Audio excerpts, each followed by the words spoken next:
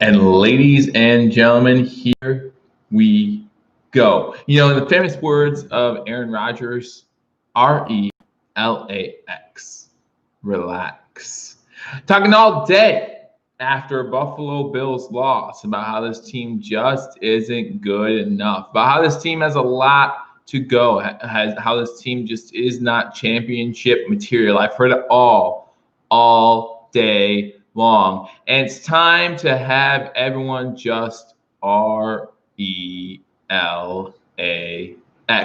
Ladies and gentlemen, welcome to Believers Talk. My name is Joe, and welcome to this Tuesday night edition of Believers Talk, going live to give you my post-game reaction to the game yesterday between the Kansas City Chiefs and the Buffalo Bills. King Cam already in the house saying tough loss, and I don't disagree with you guys. And guys, I was right here watching the game with you, so let's not pretend like I did not watch the same game that you guys watched. As you guys are getting in here, please be sure to hit that thumbs up button as we will be live streaming. I'll also be watching the World Series right now, 2-0 the Dodgers over the Tampa Bay Rays. So thank you guys for joining me on this edition of Believers Talk. We are going to talk about the Buffalo Bills. We are going to talk about the overreaction by a lot of people of Bills Mafia saying that, I've heard it all today. I've heard it all today about how Brandon Beane might have been the wrong choice, about how people trusted Coach McDermott too early, about how Leslie Frazier needs to be fired, about all kinds of stuff.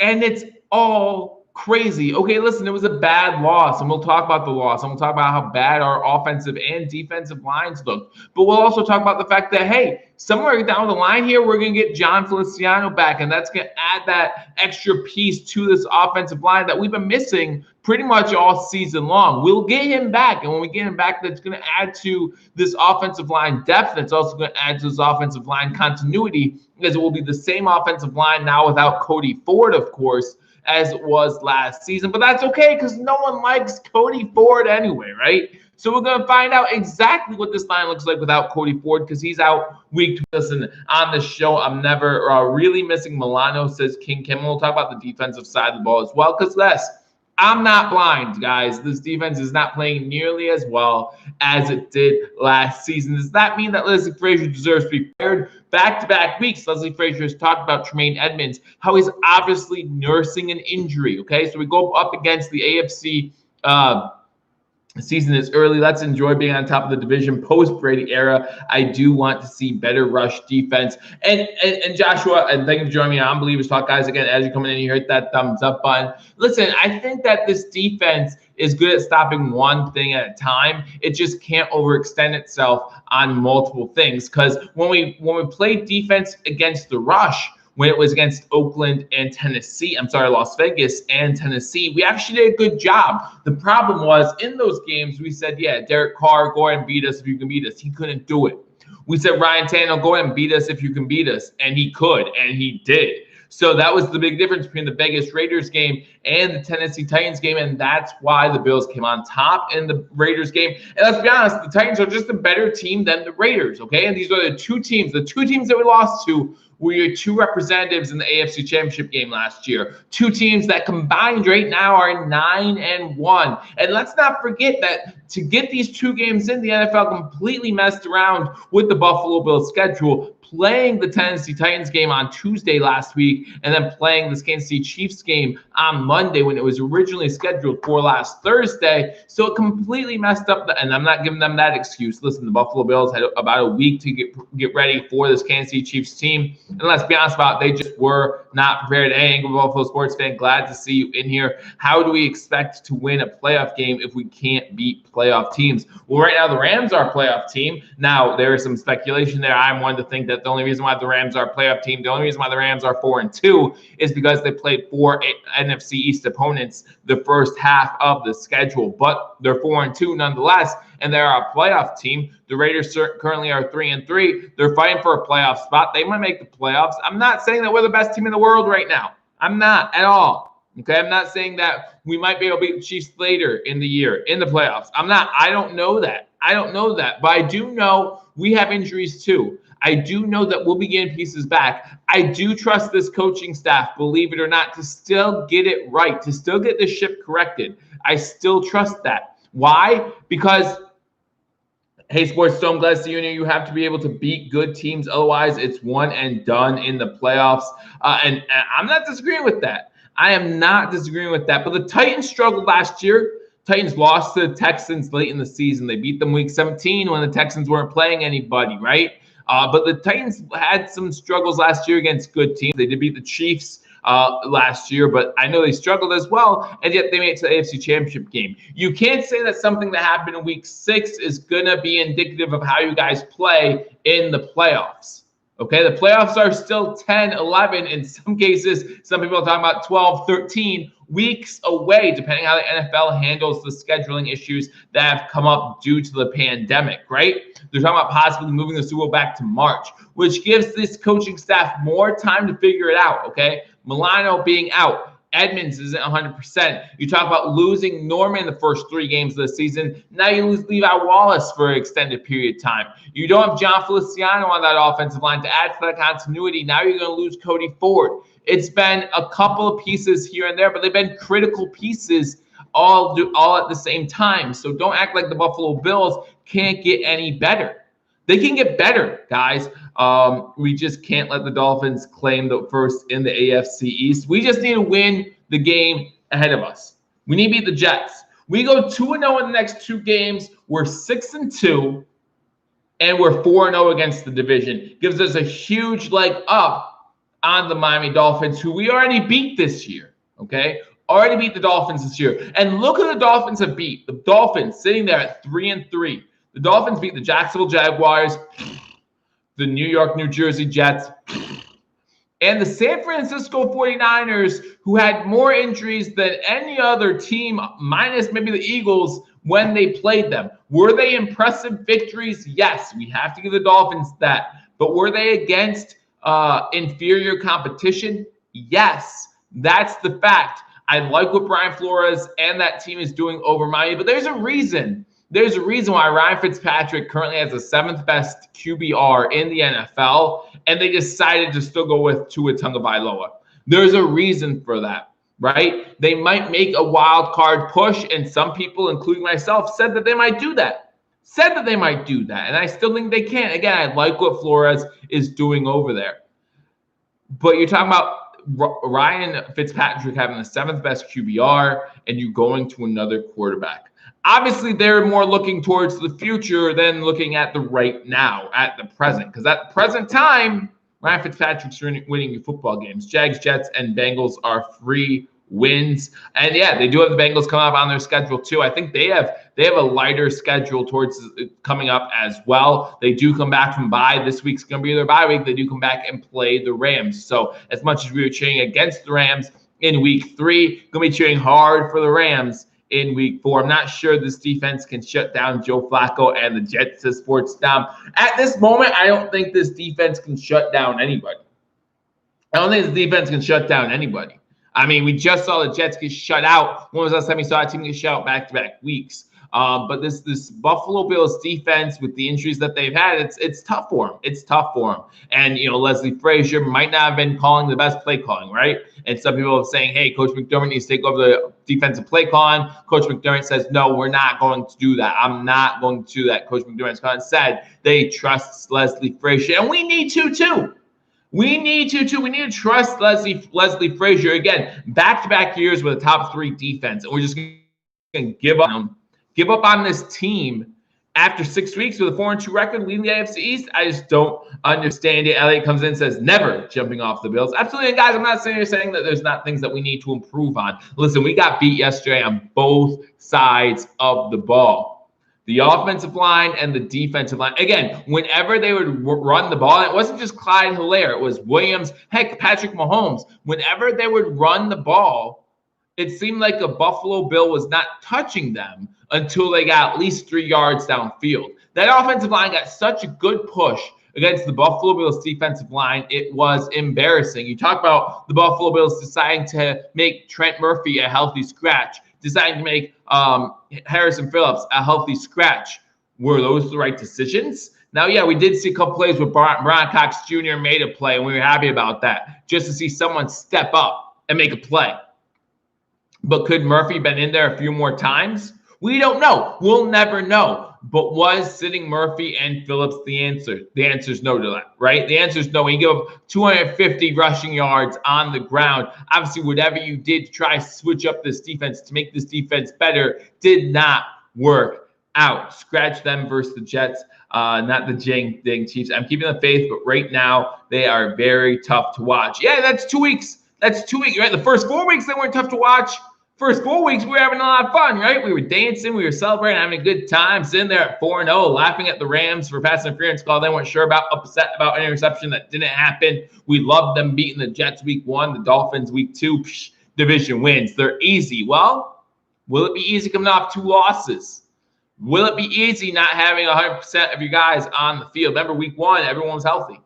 Everyone was healthy. We were able to get their offense going early, which Josh Allen came out and said, and he blamed himself, whether it's his fault or not. He blamed himself and said that he needs to do a better job. This offense, again, started the game with a 3 and out, and it did not look good. Now, of course, the Buffalo Bills defense did step up on that first drive, forcing a punt themselves. But, guys, we need to win time of possession. When our defense is on the field for over 37 minutes, we're not going to win games, period. This defense isn't cut out for that anymore, okay? That's just not who this defense is. I did like the play of Zimmer, says Elliot Essler. Again, we like the play. See, I feel like we like the play of Cox and Zimmer simply because no one was making plays, right? Other than, what, for a guy that everyone hates, A.J. Klein made 2 big plays in this game, which, again, was more than anyone else. I'm not saying he played well. He didn't. But he made 2 plays in this game. And, it could have made a bigger difference than it did. You figure Tyler Bass misses that field goal right before halftime. He makes that field goal, completely different game. Now, again, I know everyone's going to say Bass stinks. We need to get rid of Bass. But when you look at where Hauschka is right now, it looks like the Buffalo Bills made the right decision there. He missed a 54-yarder in bad conditions. Now, yesterday during the live stream, I said that the reason why you bring in Tyler Bass is to make kicks like that one. And he missed it. If Hauschka was here, he wouldn't even be able to attempt that kick anymore. He would not be able to even attempt that kick anymore. We'd have to go for a Hail Mary. Bass needs to make that kick down the line. But he missed one. Again, the growing pains of a rookie kicker. We will bust them. The Jets, says Josh 2A. Hey, you know what? You never want to look past an opponent. I know we have New England coming up in 2 weeks, and we want to look forward to that matchup. I'm looking forward to that matchup, but you never want to look past the opponent. Can you imagine if we lost to the Jets? I will be joining Bills Mafia on jumping off that bridge if the Buffalo Bills lose to Jets. Now, I don't know if they're going to cover. Was currently a 13-point spread. Everyone should know how much I hate my double-digit spreads in the NFL. But, man, if we lose to the Jets, it's going to be pretty terrible. I hate hearing wide right, says King Cam. It does bring back some bad memories. Let's be honest. We just played 2 of the best teams in the league. We did. Again, combined record of 9-1. And listen, again, I don't want to use these as an excuse, but we played two of the best teams in the league with a messed up schedule, with the NFL screwing around with our schedule the whole time, saying, oh, you're playing this team on Monday. Oh, no, you're playing them on Tuesday. That Thursday game's moved back to Monday. No, wait, first we moved back to Sunday. Now we're going to move back to Monday. Again, just one excuse that you can use in a plethora of excuses. But you know who's not making excuses? This Buffalo Bills team. Listen, today on CBS Sports or something like that, I saw Dallas Cowboys players throwing their coaches under the bus and saying they didn't have a good game plan. Okay, and whether you agree with Coach McDermott and the Bills coaching staff having a good game plan or not, at least we don't have that problem. We don't have divas, even though some people thought what Stephon Diggs did yesterday was a diva move. It wasn't. It wasn't. It was laziness, and he needs to be called out for it, but it wasn't a diva move. Someone said on YouTube today that he disrespected the whole team. It was like flipping off the entire team. Fine. If you believe that, fine. But then you have to give him credit because at the end of the game, he was the one going down the sideline, shaking everyone's hand, saying, all right, we'll give him next time, we'll give him next time. He's the one, remember, a few weeks ago against the Raiders, who when Josh Allen got hurt and it looked like Matt Barkley was going to come in, who sat with Matt Barkley. So, no, it wasn't a diva move. You don't have to worry about what the media heads have said about Stephon Diggs. Stop that. Stop that. You're just creating a problem where there is not one, okay? He was lazy, and he needs to be called out for it, but it's not him being disrespectful. It's going to happen. It happens, okay? And unfortunately, it happened to the Buffalo Bills, down 2 scores to the Chiefs with less than 5 minutes to go in the game. I think I've seen someone put in the chat that Frazier needs to be in the booth with Dable. Do you think he should? No, Leslie Frazier has never been in the booth. Was Leslie Frazier in the booth last year when we had the number 3 defense overall? No. Was he 2 years ago when we had the number 2 defense overall? No. Why should they put Leslie? Why should they switch up what's worked for him? Now, yeah, it hasn't worked this year yet. But again, I trust Leslie Frazier. If he wants to go up to the booth, have a good time. Hang out with Dable, see what you see. But Leslie Frazier has never been a booth type guy. That just hasn't been his style. So why try to change that now? I don't agree with that. Dable wouldn't share his Chex Mix anyways. Yeah, he'd have to bring his own snacks. Own beverages. You know that table with playbooks would have to be thrown away. All the playbooks would have to be thrown away so you can put the spread on the table.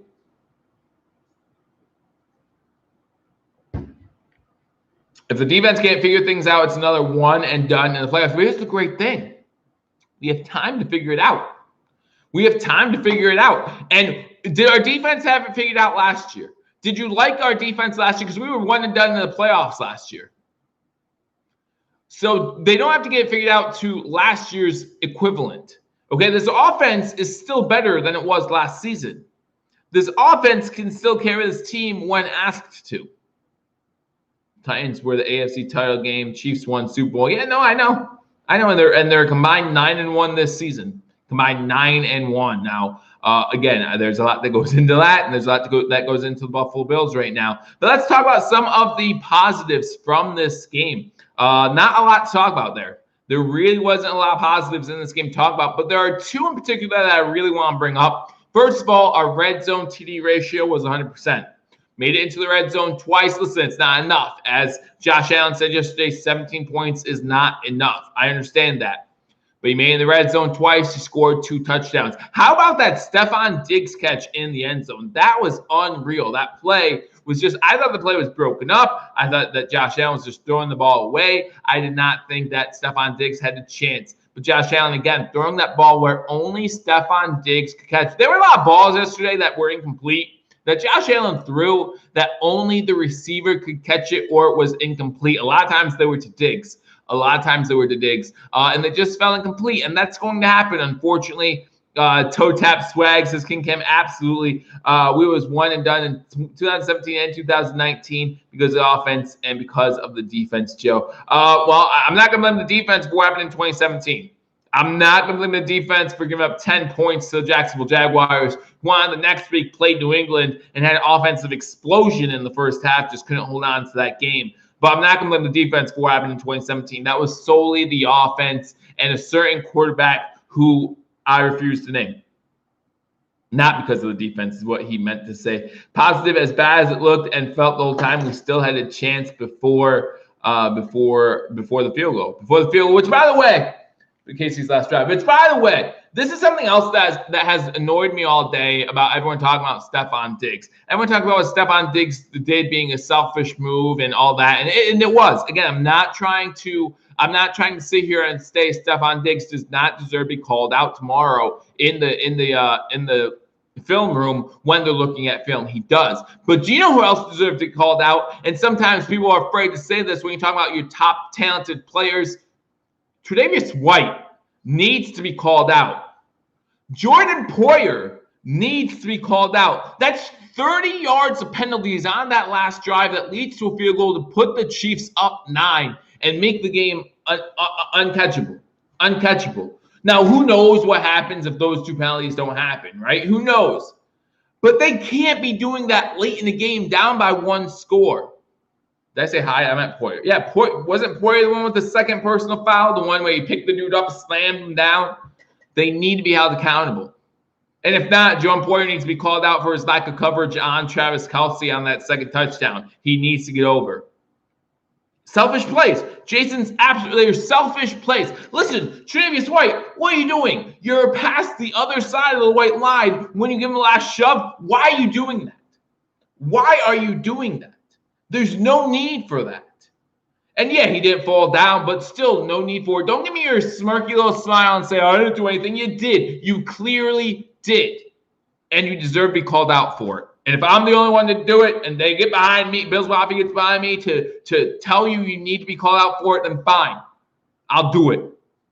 Do it. Trey Day paid Trey. Yeah, he was paid. But listen, Trey had a good day. I mean, now granted, listen, the Chiefs didn't have to pass the ball because they were getting 5.5 yards per run. They didn't have to pass the ball at all. But Trey had a pretty good day. He still needs to be called out for that penalty, though. Total team loss, not offense or defense alone. Scott, glad that you can join me. Trey and Poyer having bad seasons so far. Frustrations taking over, which is surprising. Bad discipline. And it's funny because going into the fourth quarter, we did not have a single penalty in that game. So it's funny to sit here and talk about that bad discipline. I agree with you, Scott. There was a lot of bad discipline in that fourth quarter. But before the fourth quarter, we did not have a single penalty in that game. When it comes to discipline, going into the fourth quarter, we were doing everything we needed to do to stay in that game. And look at the score. We were in that game. Guys, turnovers and penalties are ways to get blown out of games. We won the turnover. Well, no, we tied the turnover battle because Josh Allen had a late interception. Tied the turnover battle. And we had no penalties. We were winning at that point the turnover or the penalty battle. And yet we still couldn't. That's how good this Kansas City Chiefs team. Let's not act like this Kansas City Chiefs team is not good. Let's not act like Andy Reid did not outcoach Coach McDermott. He did. The teacher outcoached the student. That just happened. And we don't want it to happen. And we hope that if we see him again in January or February, depending on when the playoffs happen, it doesn't happen again. But it happened. Have you ever played Mike Tyson Punch-Out? No, I did not. Maybe I did. Is that the arcade one where you play it in the arcade? Because that's where I played most of my video games as a kid. Is it veteran leadership? Last year we had Lorenzo Alexander to help with discipline. Not it's Trent. Now it's Trent Murphy. Well, talk about veteran leadership. That's where Trent Murphy was yesterday. He was a healthy scratch, so obviously you can't use him. I think it's a whole bunch of things. And I think you have to be able to admit that there's no veteran leadership on this team. You have to be able to admit there's no one on that defense that has that attitude, right? That has just that we're going to get you, we're going to knock you out. That maybe a Jordan Phillips had last year. There's no one take on that double team at the defensive line like Star Latuile did, right? There's no one available to do that. Now, I saw on CBS.com today, CBSSports.com, they were talking about futuristic trades, potential trades before the trade deadline. And they were talking about the Buffalo Bills picking up a defensive tackle in the trade deadline. So there's still time for improvement. There is 100% still time for improvement. So let's see what the Buffalo Bills do, if anything. Remember, we have the highest paid defensive line in the NFL. The highest paid defensive line in the NFL. Now, yesterday, we only get 1 sack. We had a few pressures on Mahomes. We did. Let's not say they didn't get there at all, but we had 0 sacks. Oliver is the kid who people see on the side of a milk carton, says crazy. DeMarco with veteran leadership on the offensive side of the ball. Unfortunately, there was nothing you could do there. DeMarco got hurt at the beginning of the season, had a neck injury, was placed on season-ending IR. They just need a fat D tackle to tackle runners. Some people were talking about Darius still being out there. I saw that name being passed around yesterday on #sports. I brought this idea that, if you didn't have to, by the way, Tampa Bay scored. So if you're interested in the World Series, it's Dodgers 2, Rays 1. But if you were a free agent at the beginning of the season, you didn't have to opt out because you weren't getting paid anything anyway. So if you do have health concerns when it comes to the current pandemic, then maybe you call a free agent. He says, listen, guys, not this season. Now, it doesn't bode well for you moving forward. But if you're seriously concerned about health risks, then that's a good way to go. The try plug big hole with tiny peg. Now the question is, do we bring Harrison Phillips and Trent Murphy back next week against the New York, New Jersey Jets? I mean, is that something? Because again, I don't think taking them out really helped out all too much. Not saying I hated the play of Zimmer and Brian Cox, but it wasn't exactly outstanding. It's not something that really stood out to me. Again, the only reason why it did stand out to me is because of the lack of play by the rest of our defensive line. We had Epineza make a play or two, I thought. Ed Oliver was pretty much a ghost, like someone said earlier, someone that you find on the side of a milk carton. It just wasn't happening for this Buffalo Bills team. Again, guys, as you're getting in here, make sure you hit that thumbs up button as we go over the game yesterday between the Kansas City Chiefs and our Buffalo Bills. A game that the Bills lose 26-17. It's an unfortunate loss. You were hoping to win at least one of these two games between the Titans and the Chiefs to prove that we were real contenders, to prove that to the NFL that we have a shot to make some noise in the playoffs. And as Playa mentioned, and I agree, that this team right now, as it stands, would be one and done in the playoffs. But let's remember what my expectations were at the beginning of the season. I know everyone talks about expectations were Super Bowl or bust. Yeah. My expectations were to win the division and win one playoff game. Now, right now, it looks like we might be one and done, but we're still well on our way to winning the division. Currently 4-2. Denver helps us out on Sunday, beating the New England Patriots, dropping them to 2-3. Now the Miami Dolphins are 3-3, nipping at our heels. But as we talked about earlier, I want to see the Miami Dolphins beat some real competition. Now, listen, they've looked impressive in the 3 wins. We can't deny them that. But I want to see them beat some real competition before I say they're a real big threat. I think they're a threat for a wild card spot potentially, but I'm not too worried about them catching up with the Buffalo Bills. Let's make the playoffs first, says Scott Blakely. Let's win the division first. That's absolutely right. We have to continue to improve week by week. And again, the NFL came out today and said that they might postpone the Super Bowl till March, which means they're proposing they're moving the whole season, right? They're extending the whole season, probably adding some bye weeks in there. So we'll see what happens. If it's okay, can you ask chat if you think Bills should take Matthews or 2? No. You're talking about Clay Matthews? Go ahead, guys, in the chat. If you guys think the Buffalo Bills should get Clay Matthews, hit 1.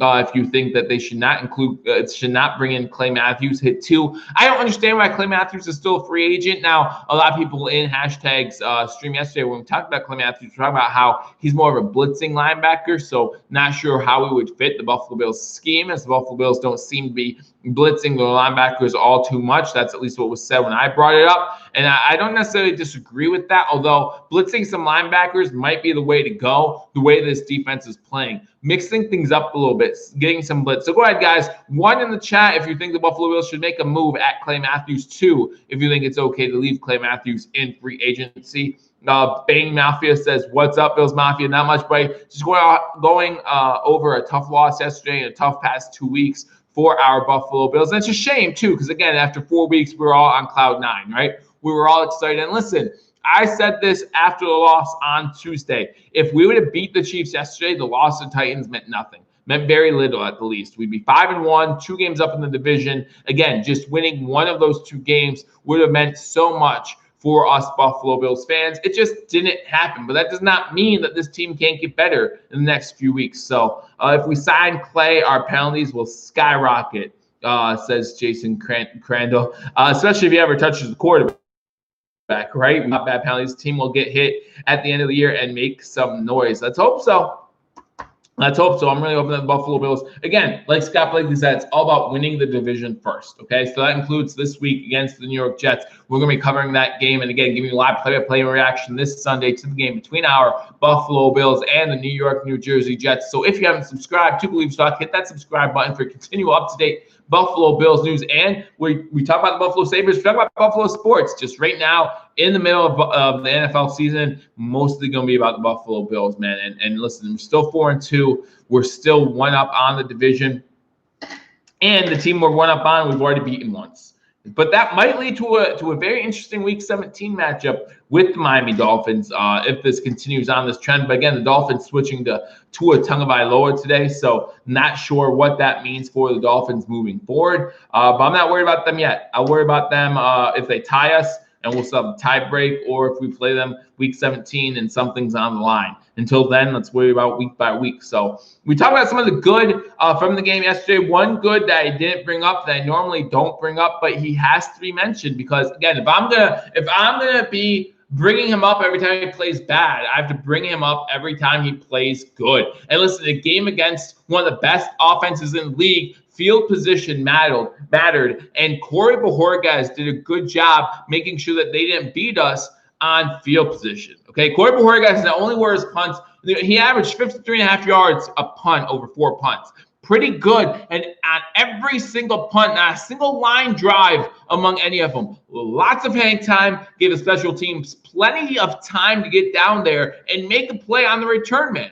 And they did a good job. The special teams did a good job in this game, especially coming after a week where they did not do a good job. Let's talk about how bad the offense did, how bad the defense did, but let's give a little shout out to the special teams who played pretty well. Now, yes, Tyler Bass missed a 54-yard field goal. I understand that, but he also made a 48-yard field goal. Andre Roberts had a couple of good returns. He had a really good punt return in this game to give the Buffalo Bills a chance. So although we talk about the bad offense, although we talk about the bad defense, let's remember that good special teams unit that no one seems to be talking about.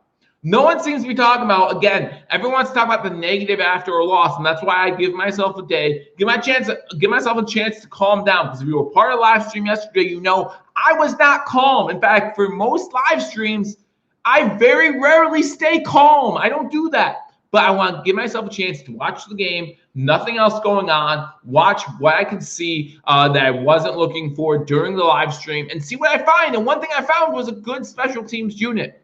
A good special teams unit. That 54-yard field goal, I still feel like even though the clock was stopped, he had no reason to do this. I still feel like Tyler Bass rushed that kick for no reason whatsoever. Again, I thought that the Buffalo Bills did a great job getting themselves in field goal range after that fumble recovery by Josh Norman, right? Josh Norman has a fumble recovery in this game, almost has an interception in this game. I wish that wouldn't have been rainy. He would have got that interception. Again, would have changed the complexion of this game. Just did not happen the way we would hope. Again, guys, thank you for joining me on this edition of Believers Talk, talking about some of the positives from this game. Some good things to take away from this game. Again, we talk about the special teams in this game. Pass defense, again, I feel like the Kansas City Chiefs kind of threw us a bone. They said, hey, if you're going to give us 5 yards per rush, we're going to take it. Tyreek Hill didn't do anything in this game. I think he had 3 catches in this game, okay? So whether you want to say that's because our boy Travis White shut him down or because Patrick Mahomes was like, Clyde Hilaire, why would I do anything else? Hike, Clyde Hilaire, why do anything else? Hike, Clyde Hilaire, this defense isn't stopping us. Hike, I'll run it. What the heck? Why not? Hike, oh, Williams is there too. He can run it. Anyone can run it. We're in the red zone. Okay, where's Travis Kelce? Right? So you could say that he did a good job against Tyreek Hill because Patrick Mahomes really wasn't looking his way all that much and he didn't need to. Or we could just be happy that Tyreek Hill didn't beat us. How upset would we have been if Tyreek Hill would have went off in this game and then all of a sudden Travis White looked bad? It would have been a different story at that point. It would have been a completely different story at that point.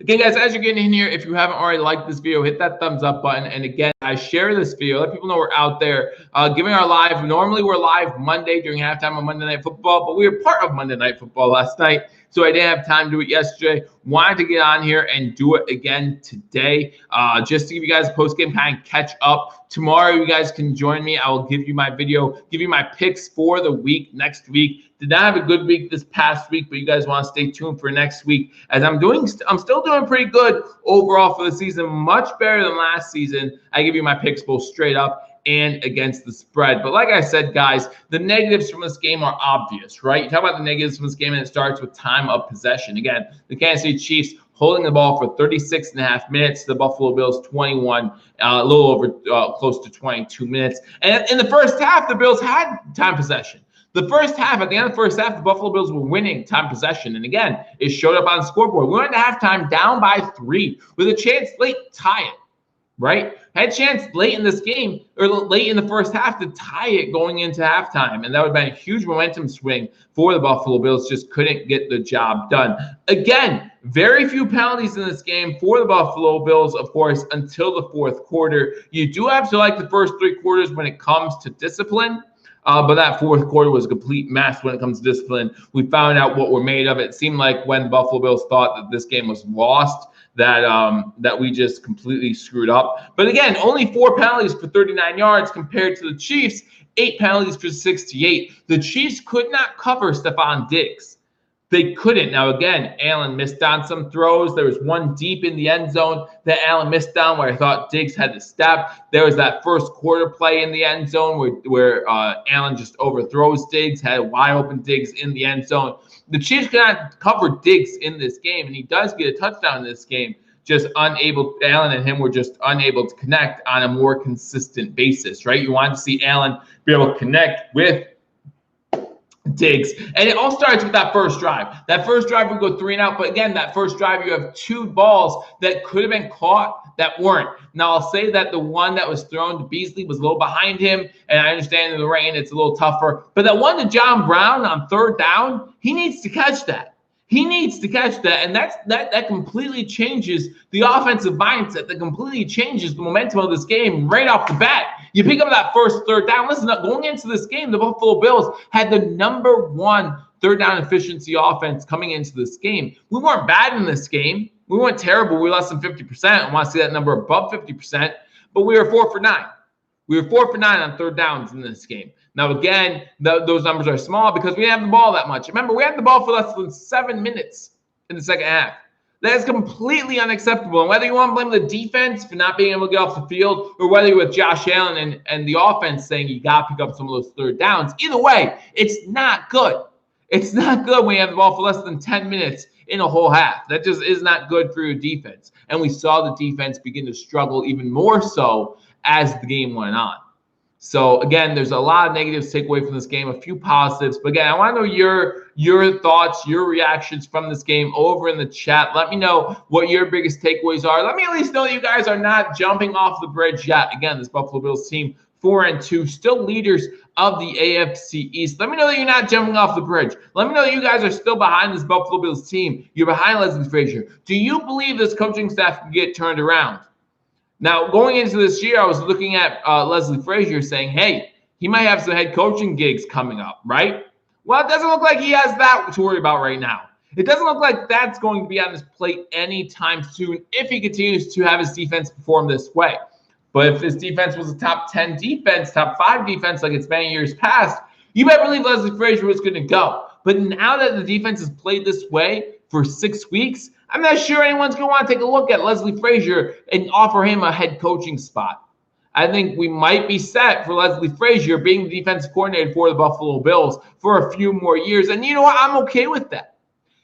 Leslie Frazier took a Rex Ryan defense. Yeah, that's right. Rex Ryan, defensive mastermind, that couldn't tie their own shoelaces and turned them into a top 5 defense.